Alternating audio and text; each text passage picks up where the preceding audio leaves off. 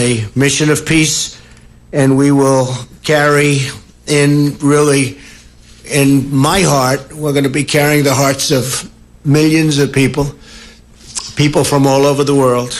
We have to get denuclearization. We have to get something going. We really think that North Korea will be a tremendous place in a very short period of time. And we appreciate everything that's going on, and we appreciate the working together with North Korea. They're really working very well with us. So I say, so far, so good. We're going to have to see what happens, and we're going to know very soon. So I'll be leaving as soon as we're finished with this conference. I'll be leaving, and I very much look forward to it. I think it's very important for North Korea and South Korea and Japan and the world and the United States. It's a great thing, and we'll see what happens. Okay, any questions? Yes. Mr. President, you're about to embark on what may be the most important meeting you've ever had in your life. What's in your gut? Needles of steel nerves or butterflies? Can you describe how you feel? Well, there's always everything. It's really, this is probably rarely been done. It's unknown territory in the truest sense. But I really feel confident. I feel that Kim Jong-un wants to do something great for his people, and he has that opportunity. And he won't have that opportunity again. It's never going to be there again. So I really believe that he's going to do something very positive for his people, for himself, his family. He's got an opportunity, the likes of which I think almost, if you look into history, very few people have ever had. He can take that nation with those great people and truly make it great. So it's a one-time shot, and I think it's going to work out very well. And that's why I feel positive, because it makes so much sense. And we will watch over and we'll protect and we'll do a lot of things. I can say that South Korea, Japan, China, many countries want to see it happen, and they'll help. They'll all help. So this is a great time. This has not happened in all of the years that they've been separated by a very artificial boundary. This is a great opportunity for peace and lasting peace and prosperity. Yes, ma'am. Bringing Russia back into the G7 during your meetings. And when have you last spoken to Vladimir Putin? Do you expect to meet him in Vienna this summer? Yeah, I have not spoken to Vladimir Putin in quite a while. It has been discussed. We didn't do votes or anything, but it has been discussed. Some people like the idea of bringing Russia back in. This used to be the G8, not the G7. And something happened a while ago where Russia is no longer in. I think it would be an asset to have Russia back in. I think it would be good for the world. I think it would be good for Russia. I think it would be good for the United States. I think it would be good for all of the countries of the current G7. I think the G8 would be better. I think having Russia back in would be a positive thing. We're looking for peace in the world. We're not looking to play games. Okay, question? Yes. Excuse me. You said that this was a positive meeting, but from the outside it seemed quite contentious. Did you get any indication from your interlocutors that they were going to make any concessions to you? And I believe that you raised the idea of a tariff-free G7. Is that I did. Oh, I did. That's the way it should be. No tariffs, no barriers. That's the way it should be. And no subsidies. I even said no tariffs. In other words, let's say Canada, where we have tremendous tariffs.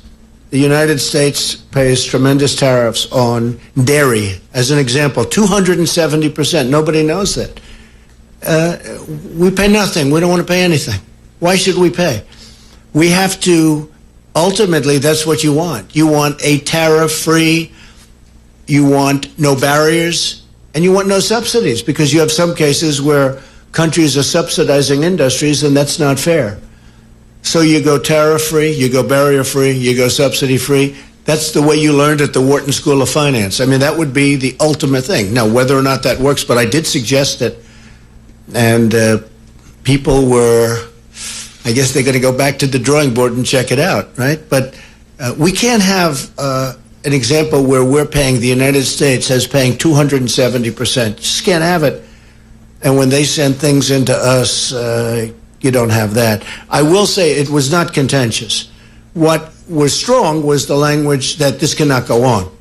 But the relationships are very good, whether it be President Macron or with Justin. Justin did a really good job. I think the relationships were outstanding.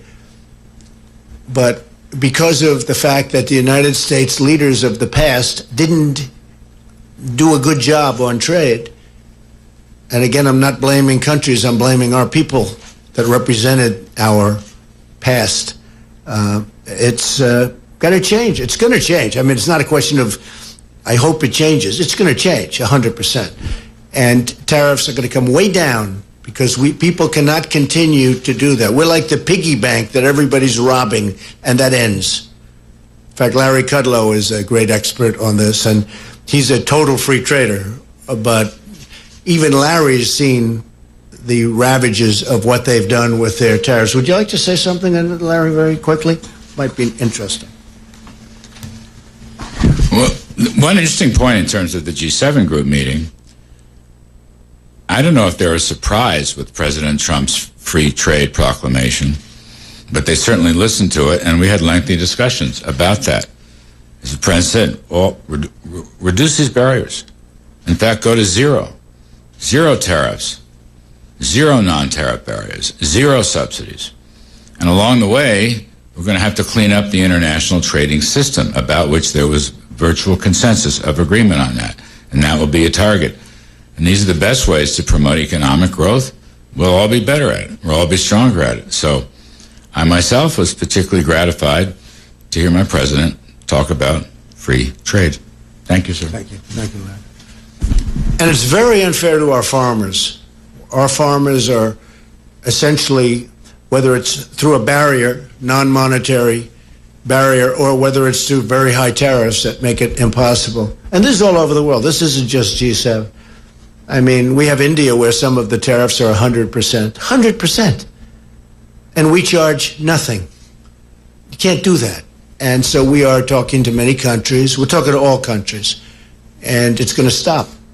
Or we'll stop trading with them. And that's a very profitable answer if we have to do it. Yes, sir. Thank you, Mr. President. Another question on trade.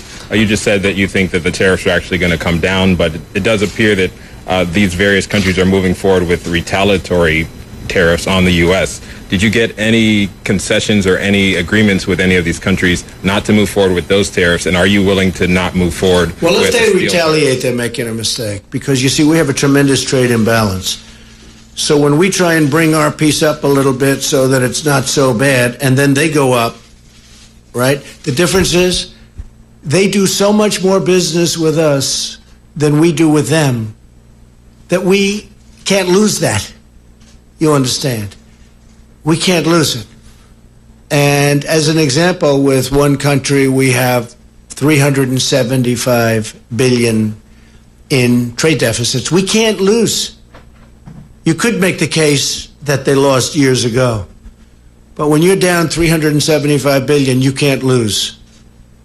And we have to bring them up. So there's very bad spirit when we have a big trade imbalance and we want to bring it up to balance, just balance, and they keep raising it so that you never catch. That's not a good thing to do. And we have very, very strong measures that take care of that, because we do so much. The numbers are so astronomically against them in terms of anything, as per your question. We win that war 1,000 times out of 1,000. Yes, sir. So two things can happen on NAFTA. We'll either leave it the way it is as a threesome deal with Canada, with the United States and Mexico, and change it very substantially. We're talking about very big changes. Or we're going to make a deal directly with Canada, directly with Mexico. Both of those things could happen. If a deal isn't made, that would be a very bad thing for Canada, and it would be a very bad thing for Mexico. For the United States, frankly, it would be a good thing. But I'm not looking to do that. I'm not looking to play that game. So we're either going to have NAFTA in a better negotiated form, or we're going to have two deals. Does it have to have a sunset clause in it? It'll have a sunset. You have the two sunsets. I mean, you have a ISDS provision and a sunset provision. They've been very heavily negotiated. You have two sunsets, two concepts of sunset. We're pretty close on the sunset division. Okay? Well, we have one that's 5 years. You know it very well. You've studied this very well. Congratulations. That's right. You have one group that likes to have 5 years and then a renegotiation at the end of 5 years. Then you have another group that wants longer because of the investments. So, but we're pretty close. Yes, sir. Mr. President, David Herzenhorn with Politico Europe. Just to come back to Russia for a second, the something that happened that got them kicked out of the G8 was the invasion and annexation of Crimea. Do you think that Crimea should be recognized at Russia at this point? Well, you know, you have to ask President Obama, because he was the one that let Crimea get away. That was during his administration. And he was the one that let Russia go and spend a lot of money on Crimea because they've spent a lot of money on rebuilding it. I guess they have their submarine port there, etc. But Crimea was let go during the Obama administration. And, you know, Obama can say all he wants, but he allowed Russia to take Crimea. I may have had a much different attitude.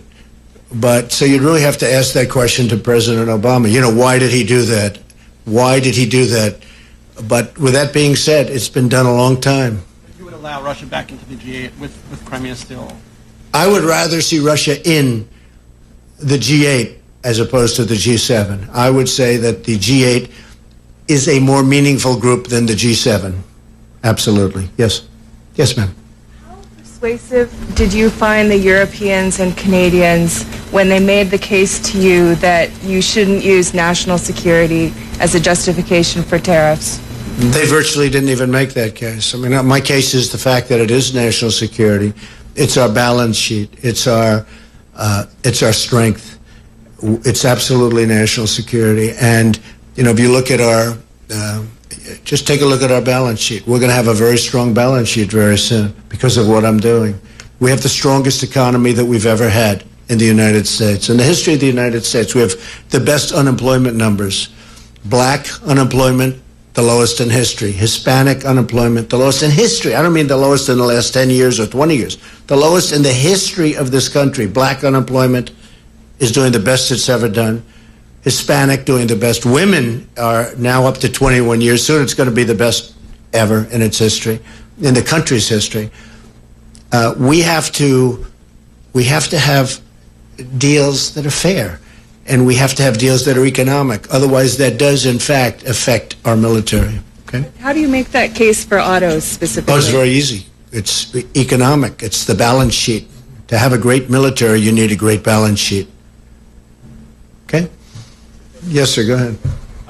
As you were heading into these G7 talks, there was a sense that the America's closest allies were frustrated with you and angry with you, and that you were angry with them, and that you were leaving here early to go meet for more friendlier talks with Kim Jong-un in Singapore. And I'm wondering if you view it the same way, and do you view the U.S. alliance system shifting under your presidency away Who are you with, out of curiosity? CNN? I figured. Fake news, CNN. The worst. But, you know, I could tell by the question. I have no idea you were CNN after the question. I was just curious as to who you're with. You were CNN. I would say that the level of relationship is a 10. We have a great relationship. Angela and Emmanuel and Justin, I would say the relationship is a 10. And I don't blame them. I blame, as I said, I blame our past leaders for allowing this to happen. There was no reason this should happen. There's no reason that we should have big trade deficits with virtually every country in the world. I'm going long beyond the G7. There's no reason for this. It's the fault of the people that preceded me. And I'm not just saying President Obama. I'm going back a long way. You can go back 50 years, frankly. It just got worse and worse and worse. You know, we used to be a nation that was unbelievably cash flow oriented, had no debt of any consequence, and they'd build the highway system. We built the interstate system virtually out of cash flow. And it was a lot different. No, we have a very good relationship, and I don't blame these people, but I will blame them if they don't act smart and do what they have to do, because they have no choice. I'll be honest with you, they have no choice. They're either going to make the trades fair because our farmers have been hurt. You look at our farmers, for 15 years, the graph is going just like this, down. Our farmers have been hurt. Our workers have been hurt. Our companies have moved out and moved to Mexico and other countries, including Canada. Now, we are going to fix that situation. And if it's not fixed, we're not going to deal with these countries.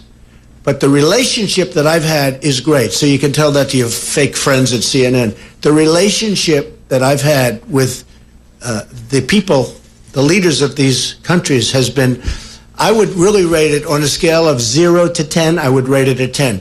That doesn't mean I agree with what they're doing, and they know very well that I don't. So we're negotiating very hard tariffs and barriers. As an example, the European Union is brutal to the United States.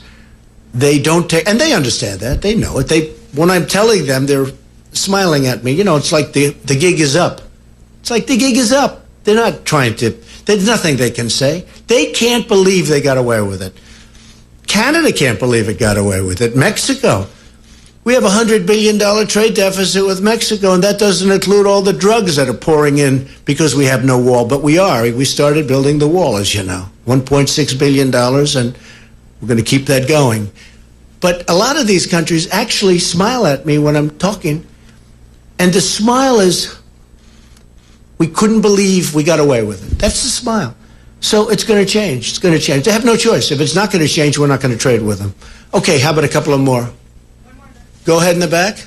Thanks, Mr. President. Eliana Johnson with Politico. Yes, hi. Going into these talks with Kim Jong-un, do you have a clear objective of what you want to get out of them? I have a clear objective, but I have to say, Eliana, that it's going to be something that will always be spur of the moment. You don't know. You know, this has not been done before at this level. This is a leader who really is an unknown personality. People don't know much about him. I think that he's going to surprise on the upside, very much on the upside. We'll see. But never been done, never been tested. Many people, the world leaders, I'm talking about world leaders that have been right next to him, have never met him. So we're going in with a very positive spirit, I think very well prepared. I think, and by the way, we have worked very well with their people. They have many people right now in Shanghai. Our people have been in Singapore. Our people have been working very, very well with the representatives of North Korea. So we're going in with a very positive attitude, and I think we're going to come out fine. But I've said it many times. Who knows? Who knows? May not work out. It's a good chance it won't work out. There's probably an even better chance that it will take a period of time. It'll be a process. Outcome that you would look for from this initial talk to judge whether you think things are going well? Well, I think the minimum would be relationship. You'd start at least a dialogue. Because, you know, as a deal person, I've done very well with deals. What you want to do is start that. Now, I'd like to accomplish more than that. But at a minimum, I do believe at least we'll have met each other. We will have seen each other. Hopefully we will have liked each other, and we'll start that process. So I would say that would be the minimal. And the maximum, I think you know the answer to that. But I think that will take a little bit of time. Okay? Yeah. How long do you think it would take you to figure out whether he's serious about giving up? Good question. How long would it take? I think within the first minute, I'll know. How? Just my touch, my feel. That's what I do. How long will it take to figure out whether or not they're serious? I said maybe in the first minute. You know, the way they say that you know if you're going to like somebody in the first 5 seconds. You ever hear that one? Well, I think that very quickly I'll know whether or not something good is going to happen. I also think I'll know whether or not it will happen fast. May not, but I think I'll know pretty quickly whether or not, in my opinion, something positive will happen. And if I think it won't happen, I'm not going to waste my time. I don't want to waste his time. Yes, ma'am. Are you concerned at all that just by giving Kim the meeting, that he's getting a win as a deal? No. That's only the fake news says that. You know, this. Look, We just got 3 hostages back. We paid nothing. They came back. They're happily ensconced in their homes with their families. They're the happiest people in the world right now. We have gotten, we haven't done anything. Everyone said, the haters, they say, oh, you're giving him a meeting. Give me a break, okay? There's nothing. I think if I didn't do this, it would be, and it's never been done before, it's never been done before. And obviously, what has been done before hasn't worked. And this is something, I can't stress this strong enough. I talked about tariffs that previous people, and I'm not looking to criticize people that were preceding me, but on tariffs, it should have never happened. Well, the same thing on North Korea. We shouldn't be in this position. We shouldn't be in this position on tariffs where we're hundreds of billions of dollars down to other countries that frankly were never even negotiated with. They never even got spoken to. I asked a top person in China, how did it get so bad? He looked at me and said, nobody ever talked to us. They were missing in action, our leaders. Well, a very similar thing, if you think about it, took place with North Korea. This should not be done now. This should have been done 5 years ago and 10 years ago and 25 years ago. It shouldn't be done now. I can't comment on that. Sir, you've got a plane to catch. Okay, one more question. Will you raise the issue of the gulags with Kim Jong-un? And we're going to raise every issue. Every issue is going to be raised. Sitting here in Canada, you've attacked the U.S. press back home, but you've also done it now on foreign soil. I guess I'd like to ask you why you do that. And do you think because the U.S. press is very dishonest, much of it, not all of it. Oh, I have some folks in your profession that are with the U.S., in the U.S., citizens, proud citizens, they're reporters. These are some of the most outstanding people I know. But there are many people in the press that are unbelievably dishonest. They don't cover stories the way they're supposed to be. They don't even report them in many cases if they're positive. So there's tremendous, I came up with the term, fake news. It's a lot of fake news. But at the same time, I have great respect for many of the people in the press. Thank you all very much. I appreciate it. Thank you. Thank you. That's U.S. President Donald Trump giving final comments and answering questions as he leaves the G7 summit early from Canada to head to Singapore for this historic summit with North Korea's Kim Jong-un. He touched on a lot of topics, North Korea, as well as trade and Iran and his relationships with the leaders of the G7, which he rates a 10. Let's go straight to our reporters on the ground. We've got Paula Hancock, who's in Singapore. She's setting the scene for us with the summit that's going to happen on Tuesday.